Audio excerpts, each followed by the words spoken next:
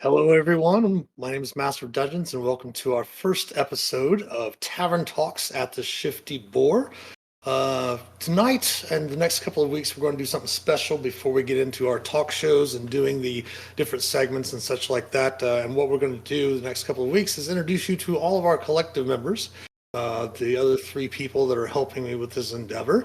And tonight we have our IT and social media guru is DesignLizard. Welcome in, DesignLizard. Give everyone wave, say hello, all How's it that. going? What we're going to do tonight is talk with DesignLizard about, for one, kind of describing what he's doing with our collective, and then kind of ask a few questions about how he got into D&D and stuff like that. So, DesignLizard, if you want, go ahead and kind of give just a brief description about what you're doing with our collective.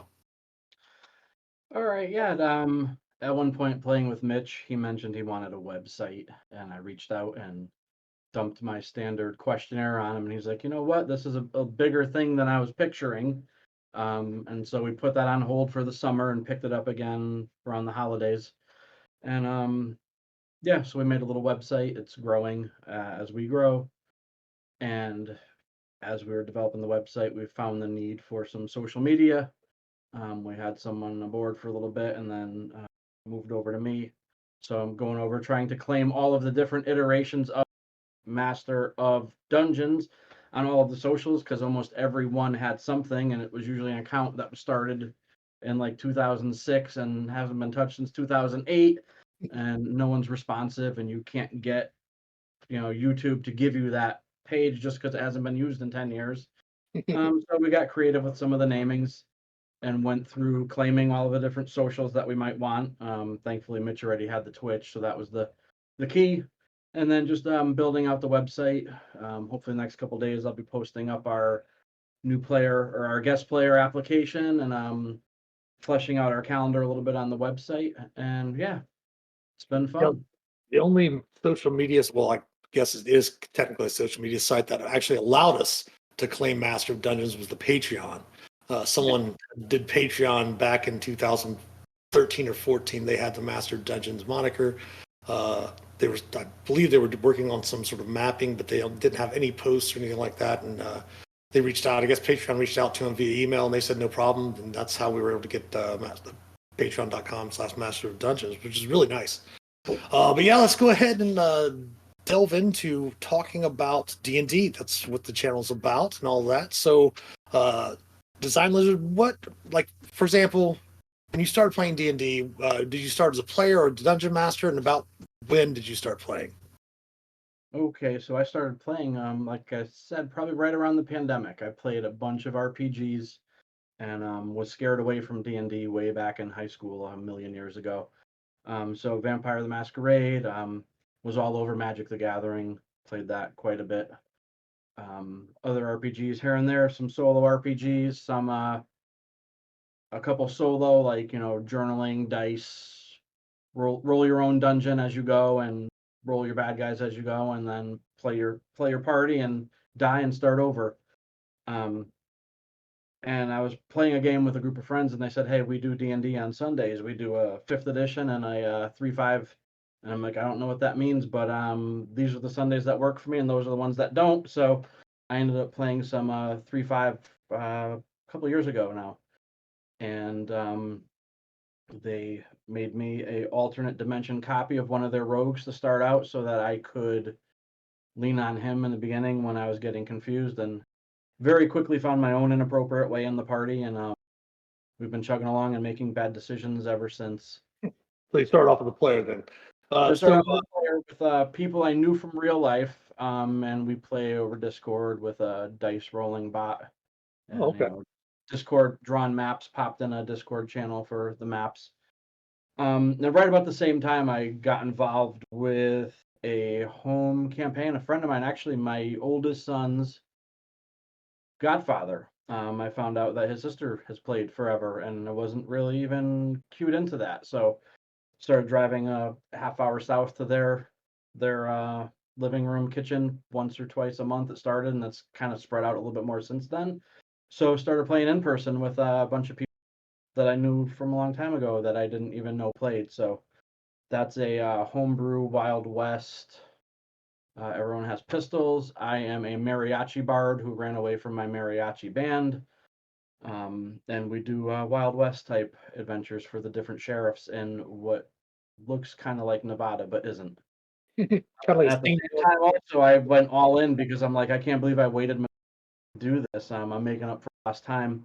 Yeah. I jumped into something called a D&D virtual weekend. I played a couple learn how to use Roll20 sessions on the Roll20 find a party, find a group. So I played a couple Frostmaiden adventures just to learn Roll20 all about the same time, and then learned about the D&D virtual weekends. Out of some random stroke of luck, I bought a 3-day ticket to the brand new, I don't even know if it was out yet, Candlekeep, and ended up with Mitch and a group of friends, and we've done almost all of the virtual weekends together for a long time. Just until recently, we've been having scheduling issues, but we Mhm. ran through all of the Candlekeeps, all of the Strixhaven with the same core group of people. So Strixhaven was a lot of fun. Yeah. So it you is had mentioned again. also that you DM sometimes at like the public library and stuff for kids and everything like that. So when did you actually first become a dungeon master? So that was just recently. That was I think November was our first game, and it was I guess every new DM's nightmare because it was advertised as a learn to play, no age minimum, no age maximum. So I was reading online about DMing little kids and obviously watching your language. And I decided that we would meet in libraries instead of taverns, and we would drink chocolate milk instead of whatever ale adventurers drink. And going on the premise that it was learn to play, I reached out to Mitch and two or three other DMs and said, I've got the whole Mines of Phandelver and I have the whole Dragons of Icespire Peak. Which one's better? And through the informal poll, I came up with Icespire Peak, prepped my adventure, loaded into my D&D Beyond, all the stuff in my backpack, went to the library, took stuff out, and two of the kids said, oh, is that Icespire Peak? We just played that with our uncle last month. And I was like, oh, okay, so two of the five of you already know the tricks, you already know where the hidden stuff is, you already know the curveballs. Great. Everyone get set up, and I'm gonna take 5 minutes to go in the other room and flip through the Mines of Phandelver adventure book. Threw away most of the stuff I had prepped for the Icespire Peak, and we ran through Mines of Phandelver, and we're still doing it once a month. So Um, your first session automatically taught you that players are always going to throw a wrench in the DM's plans. I was expecting something I wasn't expecting. The prerequisite on the poster was like, come learn to play if you've never been played before. If you're curious, oh yeah, we've played a few times with my uncle. Oh boy, which was cool because it made me think on my feet, and it went well. That's something that I always tell DMs about that improv, being able to think quickly and try to adjust to what's going on because you can have, and I also try to tell DMs a lot that they keep in mind that when you read a module, it does not have to be ran exactly as the module was written. Especially when we're playing Adventurers League, you do have to raw does mean rules as written, but it doesn't mean run as written. You can always adjust things around, and that's a good thing to be able to learn early on. So, what do you think? Do you get more enjoyment out of D&D being a player or being a dungeon master? Gosh, that's hard. I would have said early on that definitely a player, but I'm really having a lot of fun with this group. We've got someone my age, someone in their 20s, and some younger, like middle school age kids, and I look forward to them keeping me on my feet and challenging me. Um, the first week was kind of theater of the mind, read through the book, learn how to roll dice, learn how to find spells and how to use them, what are hit points, type of thing.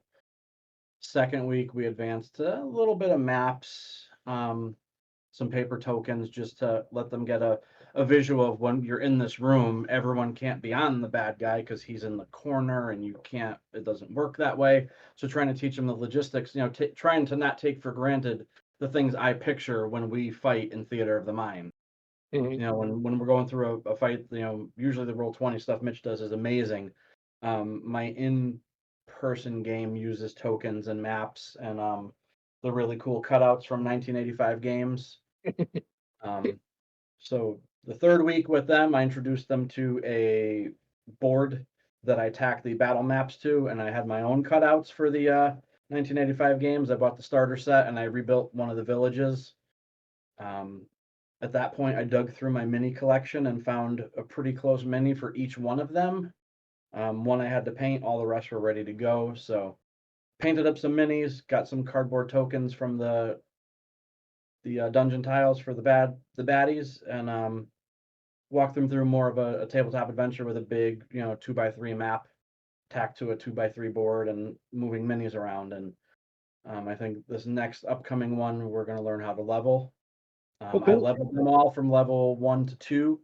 I picked their spells just because it's a younger group and some of them have no idea what types of spells are even available or what. So I was using the pre-gen characters, and I looked at what the pre-gens had for level 2 and pretty much leveled them up. But this coming week I found a site that has a decent list of spells and what they do, so print them out and we'll go through and let them pick their own spells. And if they pick the wrong spells, that's the best part of it. There's no we're not here to win the game, we're here to play the game. So Yeah, trying there's to no teach them, D&D. trying to teach them that maybe you didn't. Regardless of how players Yeah. try, there's no winning D&D. So that Well, I does, learned the hard way on yeah. that 3-5 game. We all play and we all have lives, and that's the rule that, as long as there's enough people, they play, and if people can't make it, figure things out.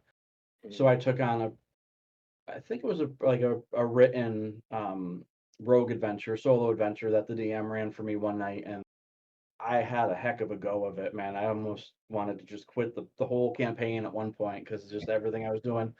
And in the end, I forgot half of the mission, grabbed the secret gem, touched it to the map, teleport, and forgot that I was supposed to swap out the secret gem with the decoy fake dummy secret So, gem. So after 3 hours of fighting, I lost. I got half XP, which was enough to level me up to where the party was, but I missed out on the loot, I missed out on the reward, and I missed out on half the XP. And so telling the kids that, they enjoyed hearing that their fearless yeah. dungeon master lost Dungeons and Dragons. So we have there's a conversation, a little bit of conversation in chat there. What is your favorite class to play in D&D as a player?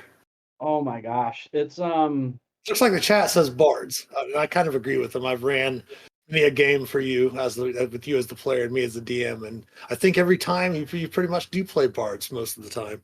yeah, Or the at least Candlekeep. one of the classes is a bard.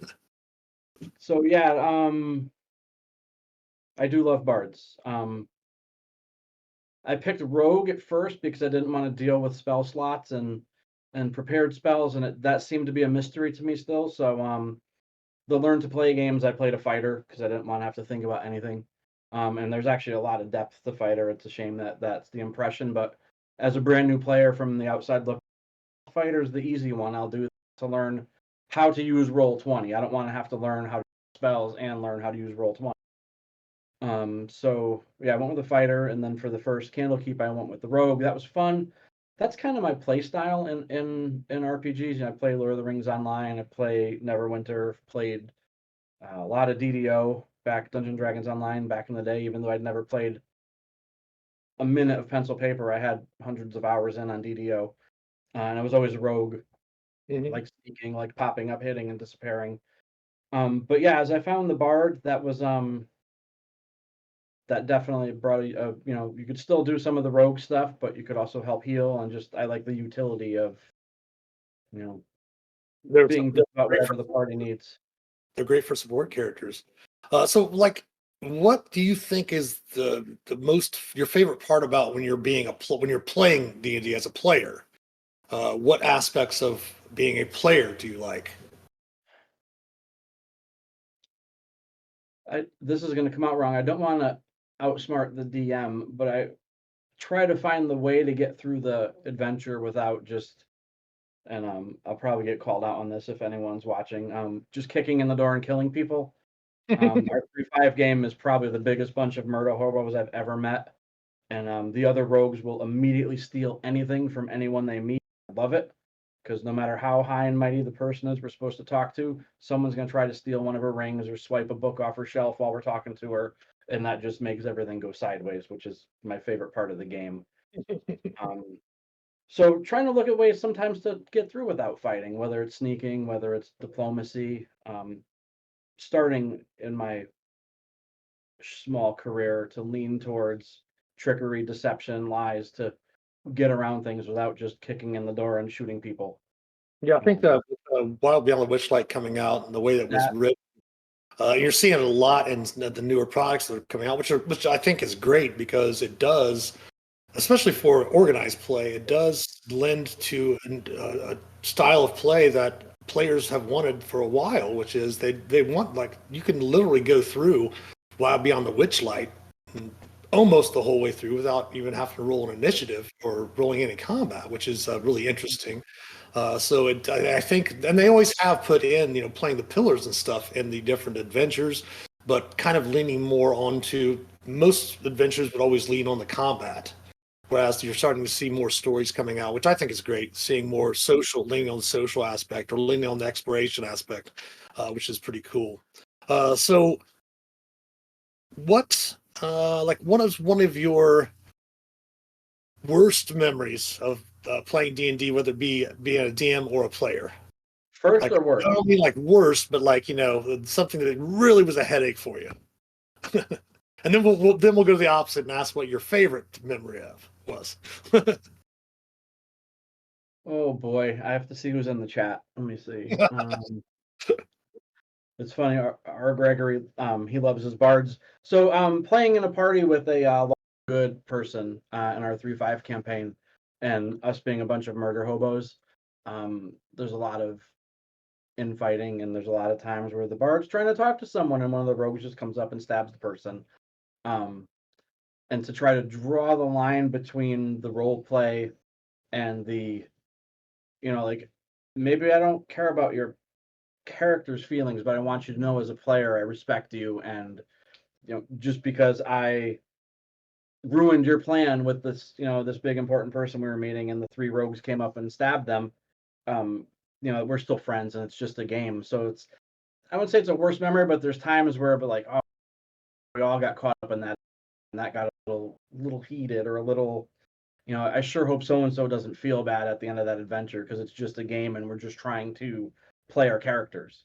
And Yeah. some of our characters are just going to steal everything that isn't nailed down because that's what we do. And for me, like walking through the park, I'll always stick to the sidewalks. I usually cut across the grass. I don't know, my dad just would give me a smack upside the head if I tried to take the shortcut across the grass. So to play the character that steals everything, lies, blames Always, stuff on other always people, walk across the grass.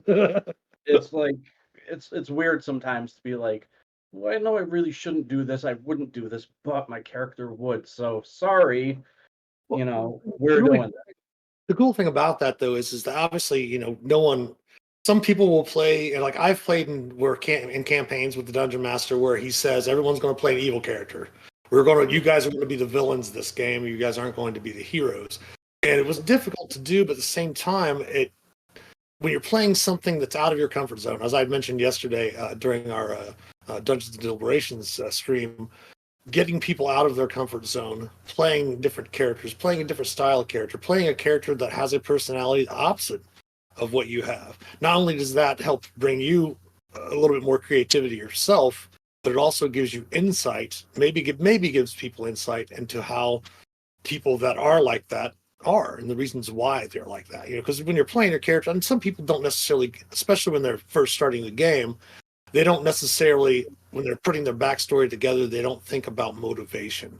And as I mentioned yesterday, and a lot of people that know me, I was in theater and college and high school and all that stuff like that, and motivation. And if you think about it, D&D, you basically are taking on a role, like an acting role. The DM's kind of like the director in that sense. So I think in the motivation behind a character and why they act a certain way actually can give you a little bit of insight into how people are, how different walks of life and the way people are different. So what's your best memory from playing Oh, D&D? gosh. There's a couple for sure. Running through the beginning of Rime of the Frost, or no. I'm sorry. It was one of the charity games that we did on the virtual D&D weekend. It was a Candy Goat Massacre. Um, I was the Goliath barbarian who decided to throw the gnome at the goat thief, and gosh, I'm trying to think. There was Matt Lane was trying to walk us through the adventure, and he's like, "All right, roll for 20. All right, gnome, roll for the ability to hold on to that goat, 20. All right, roll for the next thing, 20." And he's like, "All right, now we need to take a break so I could finish laughing because that was just the dumbest thing I've ever seen work." And the party took us a few minutes to get our stuff together. We were just laughing so hard because I'm like, I'm just throwing the gnome at the goat thief as they're riding away, and just a string of good rolls, and we pulled off something really ridiculous, and saved quite a bit of the adventure, which I didn't realize we'd be skipping off the whole part where we had to go find the guy, because and just the amount of laughter we had, the inability for the whole party to keep it together after that happened. I always like in-person games, seeing the DM's face when we pull off a good hold person, or we pull off that perfect move, because more often than not it's us making the face, but every once in a while when something rolls out right in the player's favor, it's always funny in person to see the DM's face and be like, I kind of wanted you guys to have a big fight. You just kind of, and I think it was in one of your games, we had a random, I managed to thunderwave someone back into one of our players who had transformed into a dinosaur, and made quick work of a battle that was supposed to take a lot longer than I think it was, but he was hiding in a small, tiny room. The dinosaur couldn't get in. I got behind, waved him. It was just threw the perfect pitch for the strikeout, and made quick work of the bad guy at the end of that adventure. That was something I'll remember for a while, as being like, holy crap, that worked. Well, that's awesome. That's awesome. So you were talking a little bit about prepping a specific adventure for the players, and then having to change that at the last second. As you've become a dungeon master, what do you find is one of the hardest things to prepare? Is it the storyline? Is it keeping the storyline involved? Is it trying to think about how you're going to play the NPCs? Is it about, or are you more concerned about making sure that the players get to the MacGuffin, or get the certain items? What do you think is the hardest thing to prep as a DM? I think I put the most amount of time into the MacGuffin, because this party of younger players likes arson, likes hijinks, and I'm trying to raise them not to be a pack of murder hobos, but they came to me that way, and just making sure they stay on track. And one of the first adventures, I'm like, all right, well, this is the mayor of the town. He really needs to do this. And they're like, no, we think we're going to go do that. And I'm like, well, that's not going to get you the thing you need to get you to the next step. You need to, so just reworking the story out from under their feet, and trying to read through the adventure ahead of time and being like, all right, they need to go to the bar and talk to the barkeep. I know they're going to go try to find the hidden cave. Who are they going to bump into on their way that's going to give them the same information that the barkeep was going to give them, because I know they're not going to steer them. And at some points I've had to just be like, look, you guys need to stop doing this, or the town master is going to throw you in jail for a night. Like, yeah, that's something to do with that. Like what I always try to do is, I always think that players don't know what they don't know, because like they don't know what's in the information. So what I always try to do is make sure that they have 3 or 4 choices, and then kind of not really get. They don't know that they have multiple options. They don't. If you don't give them the option, hey, there's a secret cave. But yeah, like you said, if they do something different, find a different way for them to get the information. And I do find that a lot of newer or younger DMs struggle with the idea of what to do, and that's a great thing, is to make sure if the players do go a little off, try to the DM is kind of also there to help, especially with new players, to help kind of teach them the way that you play D&D.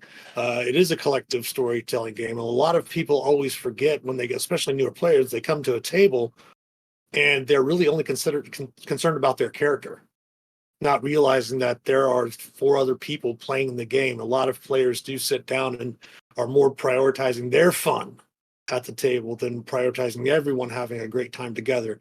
But yeah, definitely finding ways to get information to them when they are kind of stepping out the lines and trying to keep them roped in. Yeah, that is a really hard thing to take care of. So if you from your experience, like you said, just started recently, what is a piece of advice that you've learned that you've added to your toolbox that you would give to a new, especially being starting off new yourself? What is a piece of advice that you would give to a new dungeon master? Oh my goodness, this is something that I was going to ask you about on a different Tuesday night, but All right, take good note. better notes. Better notes. Um, I've Googled many different like custom DM screens, and I've learned what information you really want at your fingertips. I don't actually use the screen just because the limited space we have. Mhm. But both adventures came with a small portable DM screen, and 90% of the stuff isn't going to come up in this canned adventure because the adventure's canned. Like, I'm not going to run into the things that are on that list. Um, I learned from our home game, the Wild West game, our DM Joe has a wonderful, and mine's in the bag, a wonderful dry erase board for initiative with Mhm. the players' names printed on magnets, and then you just dry erase in the bad guys, and then you could also keep track of their hit points there. And because the kids like to peek, I also copied Joe and I damage counting up instead of down, so they never know if they happen to lean over and look at the board. Oh, he's only got 10 hit points left versus, oh, we've done 90 damage to this thing. I don't know how much it has, but like on the roll 20, I like how you some DMs show you what's left on the hit points. We'll have that little red, yellow, green bar, so Yeah. we have an idea. Because I mean, technically in real life, if you were fighting someone, you could tell when they're on their way out Oh yeah, without yeah. That's really without a jacking hit up. meter over their head. Yeah. But yeah, I like the kids not knowing how much and I'll do the old, yeah, it's not good after last hit from the cleric. He's definitely wishing he hadn't drawn on you guys, but he's looking bad. Those other two guys are still in pretty good shape. But I won't go into any other detail about that. But keeping organized is definitely something I'm still working on. Okay. Well, I always talk about how, I mean, like I said, Dante Shin and I have been DMing for, this is my 40th year. We'll finish it up and will be my anniversary, 40 years in August. He's been doing it for 39 years. And we always talk about how we always want to learn. We may know a lot about being dungeon masters, but we don't know everything about it. So honestly, what is one piece of advice that you've learned, something that you've learned as a DM that might help me or Dantishin as veteran DMs? Do you think there might be something that you could, like a bit of advice that you would share for veteran DMs that have been around for a while, something you've discovered? Oh gosh, not that I could think of off the top of my head. If you DM for younger kids, make sure they don't put the dice in their mouth. That's something I came across repeatedly. If you're DMing for anyone, shiny dice look like candy, and even if they're not like babies thinking they're eating a toy, but just like kids, Nope. ADD or whatever, they pop the pen cap in their mouth, they pop whatever else in their mouth, and the next thing you know, they're chewing. Yeah. Um, repeatedly Well, reminding them that the dice aren't candy. the whole idea of counting down the hit points, or counting up, I should say, the hit points, like you've done 10 damage, you've done 15 damage. That's something that I actually find it interesting that I've never done in the live game. And that would be really interesting to show the players. So at least you know how much damage you've done to them, but you don't know how many hit points. So that's something that actually is really creative that I've never thought of myself. Um, so we talked mostly about D&D and stuff, but what other things do you play outside of Dungeons and Dragons? I know that you are a musician. Do you want to talk a little bit about that at all? I will say it through John Christianoff. First time I pulled out a mandolin on a webcam play on a D&D weekend, playing a bard. I think it was the one with all the Amber adventures, the Amber Dirge, the Amber Sickness. The Mist Hunters campaign. Yes. Um, and yeah, it was the one where we had to put on the play because the play folks had disappeared without giving out too many spoilers. And I said, yeah, well, whoever was running the show said, why don't we start working on the play, and I just grabbed a mandolin off the wall. Got a guitar, a couple basses, and a couple mandolins hanging next to me. And we were for whatever reason, John wanted us to be on camera. He likes to see when he crushes your spirits. He wants to see that look in your face. Um, and so yeah, I grabbed the mandolin off the wall and stood up and just started strumming something, and everyone else was what? What? Yeah. Um, which is why I refrained from playing a bard in this campaign. I'd be too tempted to Yeah, harass you. I love watching people's faces when you pick up a mandolin because it looks like it's complicated to play, but if you know how to play the guitar, it's really simple and easy. It's just a matter of switching your instead of playing a G, it's just reversing it upside down to play the G because it's just the guitar strung upside down with happens to have 8 strings, and that's really great. So, do you have a band? Do you play? I think last weekend you had a gig or something like Yeah, that. with this gig. Yeah. I was in between bands for a while, and a friend of mine reached out that I hadn't played with in about 10 years, and he said, they're doing a Tom Petty project, like one of these things you see where, a night with whatever. And it was Tom Petty, and I guess they'd had a couple bass players come through maybe that they weren't hot on, and I wasn't really ready to commit like every week, a few hours. But I was like, I'll give it a try. So they gave me some songs, played. We pulled off the thing we were hired for very well, and we kind of clicked. And I said, "Wow, I really don't have time in my life for this, but I don't really want to walk away from this group of people because we're clicking." And Mhm. so, Like a good D&D group. You got a band together that works well. Yeah, that's great. yeah, we're I think all of us are focused well on writing originals. That seems to be where we want to be. So we're throwing some covers to keep the crowd entertained, keep the set list full. But yeah, Nice, playing nice. bass with a decent band, having a great time with them, and writing some really good stuff. So besides Dungeons and Dragons, what other games do you play? Are there any other games like tabletop RPGs or even video games or anything like that that you're into?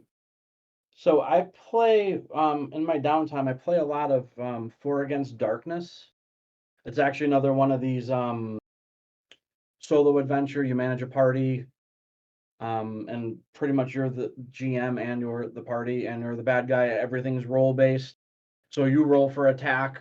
When you're being attacked, you roll for defense. So you're never making decisions for the monster. There's plenty of tables.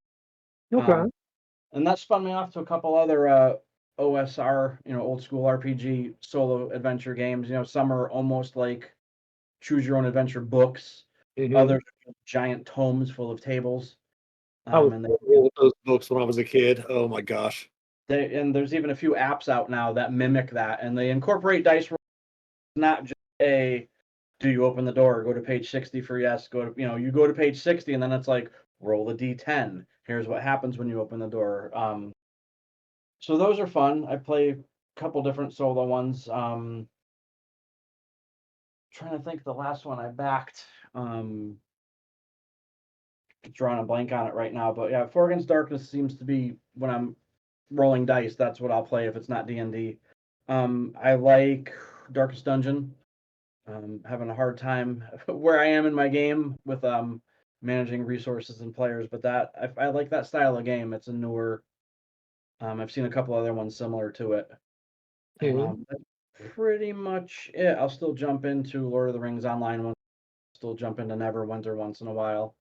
But with the band, 3 kids, and a bunch of D&D campaigns going, I'm stretched a little thin for time. But How many campaigns do you have going on right now for D&D? counting this one, thankfully, I'm down to 3. Oh, okay. Nice. 3.5. The 3.5 game has a flip game on the other Sundays. Just I can't give up every Sunday, and I've kind of my life around the every other Sunday routine. So every once in a while, I get to hop in that other, but not as much as I'd like to. Are So you do you play any video games besides Lord of the Rings? Do you like play any horror-based games or sci-fi games or anything like that? That would be kind of outside the fantasy genre. no, not really. Again, I'll download almost every new game that comes out, play it for a bit. I did enjoy the Assassin's Creed Valhalla and all of their all of the spin-offs, the Ireland spin-off and the France spin-off. Those were fun. But again, just finding the time to sit down and put any decent amount of time into a video game is tight.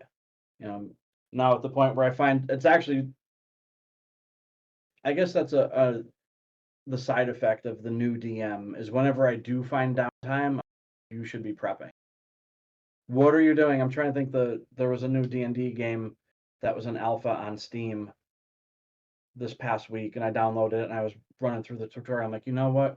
You really should be cutting out more minis for the next library campaign. You really should be printing out the maps for that next session.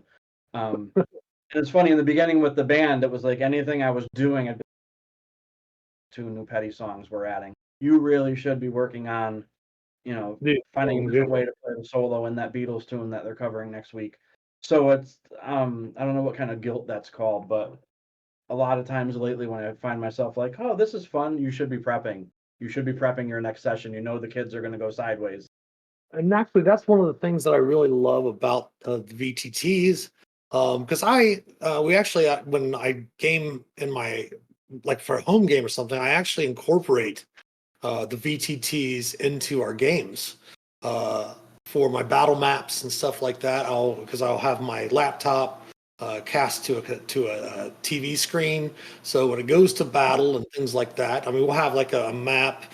Like if we're playing Icewind Dale, we'll have the map of Icewind Dale out on the table, so everyone can kind of have that feel of seeing the place names and everything like that. Have some music going to get the vibe, keep the vibe and ambiance. And then I'll use actually the VTT with very little prep now, because especially if you buy the adventure through the VTT, you can use they can see the battle map up on the screen. I mean, some people obviously prefer having the miniatures out and stuff like that, and we'll sometimes bring those out for that. But I love the aspect of VTTs being able to help with prep, because yes, that is a big amount of time is prepping for those in-person games.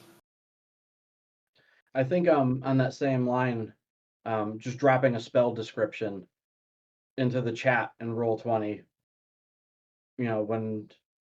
whether there's dispute or question, or hey, if you do this, is that going to screw all of us or just the bad guys?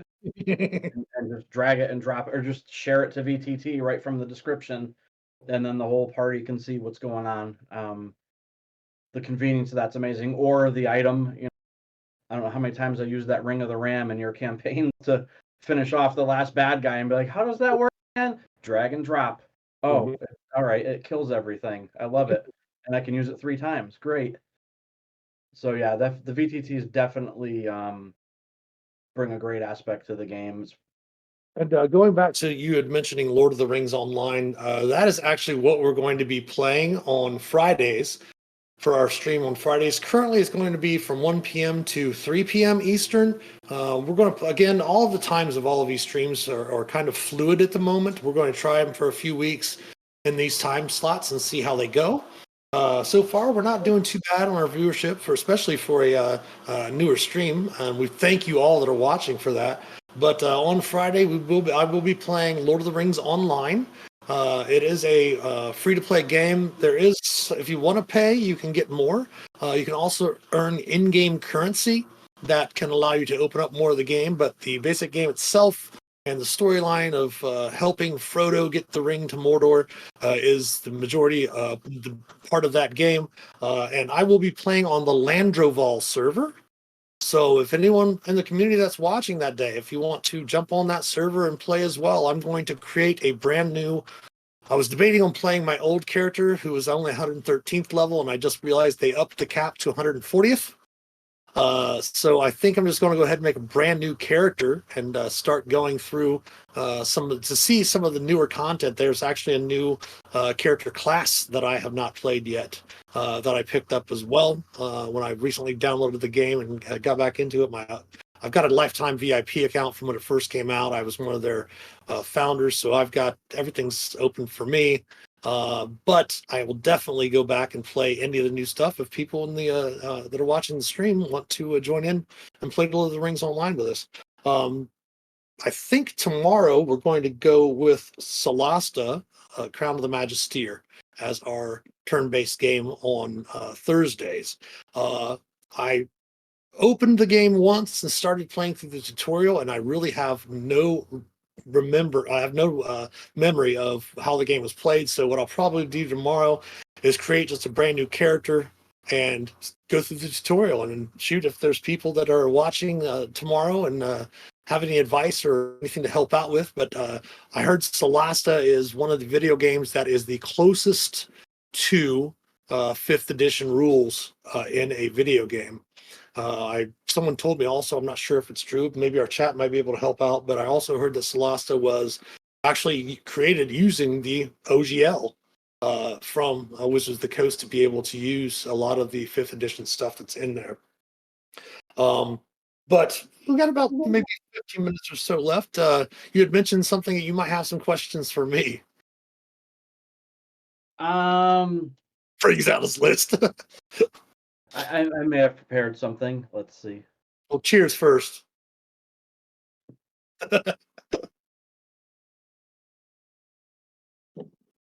So this answer is probably going to change a little bit from platform to platform, but with the younger players, just keeping them engaged in between turns. The two things I've learned, one of them is reminding them who's on deck. All right, Mitch, it's your turn. Don, you're up next. So you won't be surprised when I say, hey, Don, what are you doing? But the younger kids have their own dice rolling contest at the table. And even sometimes the adults that are in person get distracted. And aside from asking them, hey, be respectful, pay attention. When it's your turn, be ready. I know our DM on our 3-5 game is very patient with us because we can be knuckleheads. And all right, wow, there we go. You just killed the witch. Dan, it's your turn. What do you want to do? I want to attack that witch. Oh, Ryuk just killed the witch. Oh, who else is in the room that's shooting at us? Are any of them hurt? Or which one's closest? Is anyone flanked? Like, how do you have any advice as a seasoned DM and other than just being interesting, trying to keep the table engaged? Well, that is something that people do have to learn from trial and error. A lot of people might disagree with me when I say this, but that is the kind of the fault of the DM. Because if you're not engaging the players, like with younger players, and I've had people bring their kids to play with them at Gen Con or Origins or Winter Fantasy, and their kid is oh, I want to do this, oh, I want to do that, and they're interrupting everything, all this stuff like that. And I what I try to do is try to give the younger player like here's what your objective is. So it's going to be your turn here soon. So come up with this great idea, and here's something that's doing the party is trying to accomplish. Come up with like 2 or 3 ideas, maybe even jot them down on the paper there. And then when I come back around to you, give me a couple of those ideas. And I actually had a brilliant a kid did that, and we were playing, it was season 10, and they came up and they needed to talk to somebody, and this person wasn't going to be very forthcoming. And the kid said, oh, I think I have a solution. I was like, what is it, bud? And he goes, I cast Charm Person. And the person failed their save, and he literally saved the day because I gave him, here's a couple of objectives to figure out, and while we're working on this, we'll come right back to you, Or trying to keep the players engaged. One of the things I always ask people to do when they sit down, especially at a live table, it's really hard to do on virtual tabletops, but I always ask everyone to turn their phones off because of the fact that, or to throw them in the middle, that way everybody's off their phone, because it's so easy for people to, oh, it's not my turn, I'm going to sit back and I'm going to look at my phone, see what's going on, stuff like that. And I always encourage players not to do that, because that is going to take away from the story, not only for themselves because they're missing what's going on, but it's taking away from the other players at the table, because then they have to wait when it comes around to you. Like you mentioned, this guy wants to attack the witch. Well, the witch is dead. Those things like that. So I always encourage that, not because, the way I look at it is like this. I didn't get a cell phone until I was 25. And I'm 50 now. So I lived 25 years of my life not having to have a cell phone. And there's really not going to be anything that I'm going to find out on a cell phone that is I'm going to be able to do anything immediately about. You know what I mean? That's the way at least I look at it. So I always try to encourage people to like turn the phone off, to put it on airplane mode, set it aside, put it back in your bag. I mean, if your mom or significant other calls, or a parent or something about your children or something, definitely take that. Go take that phone call. That your family's more important. Your friends are more important, but you don't want them to be on their phone, flipping through TikTok, or flipping through their Facebook page or Instagram or anything. So I always encourage them to set those things aside. I also try to keep everyone engaged. Mhm. I always try to make sure that I'm not, because sometimes you will have players that will come to the table and they will be attention hogs. They will Yeah. try to talk all the time. They will try to talk to every NPC first. They will try to want to make all of the rolls. They will try to, all of this. And I'm like, it does take a time to develop it as a DM, to get that balance. As like I said, it's something that running games. The more games you run, the more you'll learn these types of things. But to make sure to there's a an arcane trickster at the table that has arcana, but there's also a wizard at the table that has arcana, and then there's a barbarian that has arcana. The barbarian arcane trickster are always trying to roll arcana.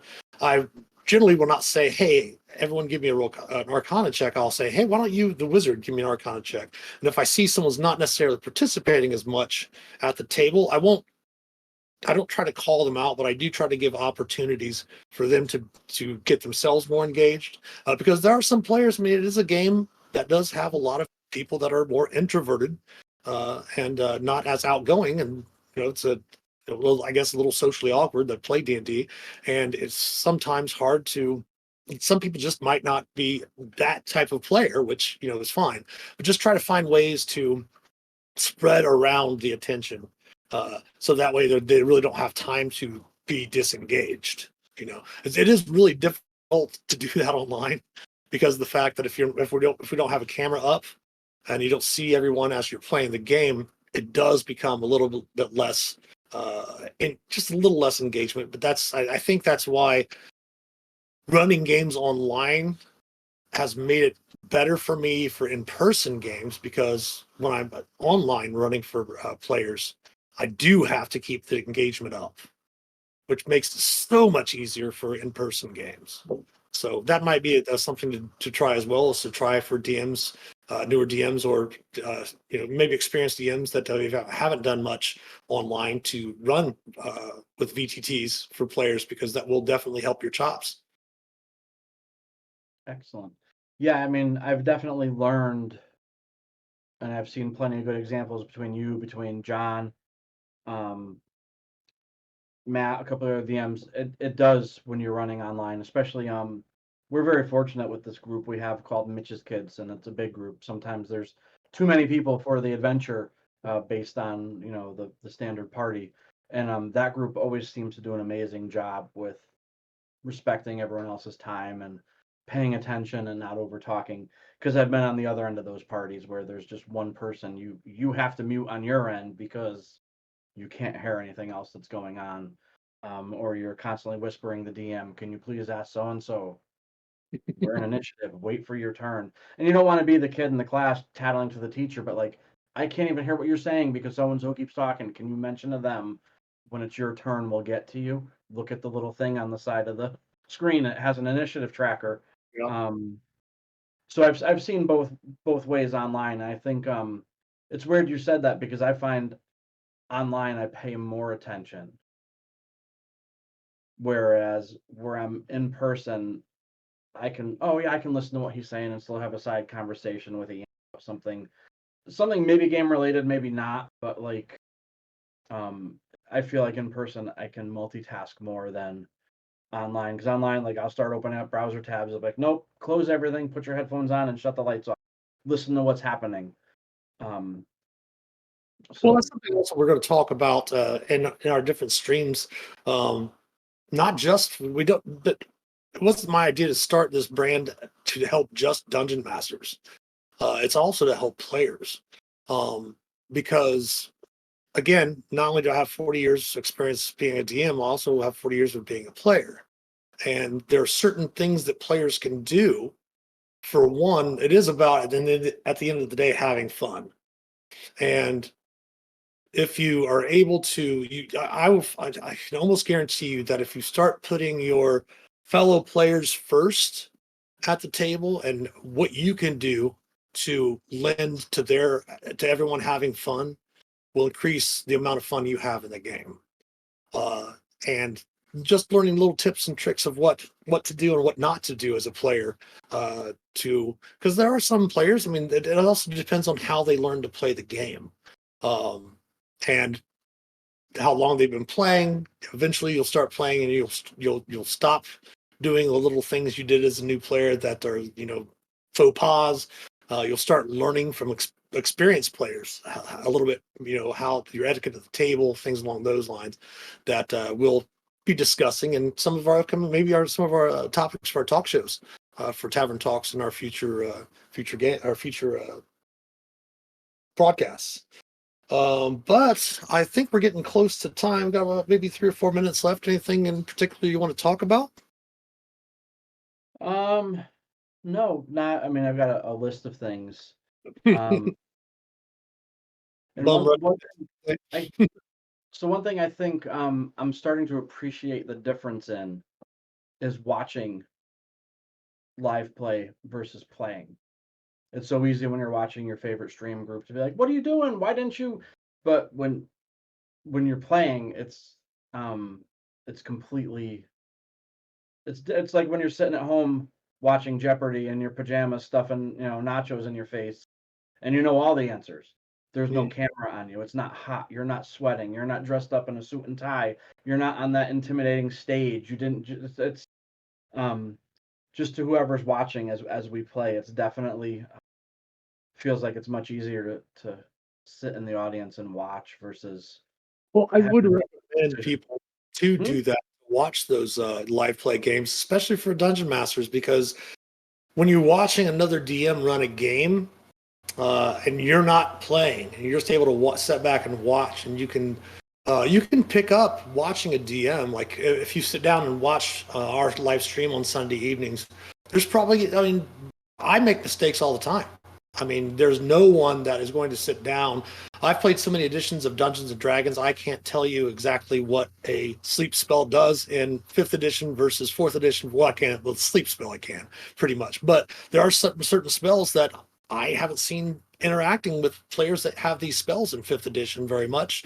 So when I think of the spell, I think, what, teleport's a 7th level spell? I thought it was a 5th level spell back at, because back in the day, teleport was a 5th level spell. So you're never going to be perfect, just like as a musician. You're really never going to have a perfect show because you're going to miss a chord, you're going to miss something. And as a DM, you're going to miss that too. But you'll also be able to pick up, don't necessarily dwell on mistakes that the DM makes that you're watching. Pick up on the cool things that you might not have thought of doing and keep those things in mind, taking notes and all that stuff like that with your prep. But keep those things in mind that you can add those. We always call that John, as you mentioned earlier, he and I are on the mentoring committee for Baldwin Games, and we always talk about the DM's toolbox. So you can watch those DMs on live games, live play games, even if it's just for an hour or so, or just 20 minutes, just flipping through on an evening. Watch half hour of their stream. Give them a follow. Follow is really helpful. Give them a few minutes of your time streaming. That adds up for them as well as for their Twitch channel. And there are a lot of great Twitch streamers out there that you can watch the content, and just watching those types of games will also improve you, not only as a player and but as a DM as well. All right, well, I think that is all for today. Thank you all for watching. Thanks for everyone for tuning in. Thanks again to our patrons. We do have a new patron, Matt Dunn. Thank you for joining us on Patreon as well. And we are going to go ahead and call this stream to an end. So thanks everybody for watching. Happy adventuring. And I think we're going to go ahead and raid someone, if I can find someone here playing some Dungeons and Dragons. Actually, I do not have anyone online playing D&D right now. So no raid today. We'll see what we can do after the streams tomorrow. Again, 1 p.m. tomorrow, playing some Solasta Crown of the Magister. So take care, everybody, and happy adventuring. Thanks for your time.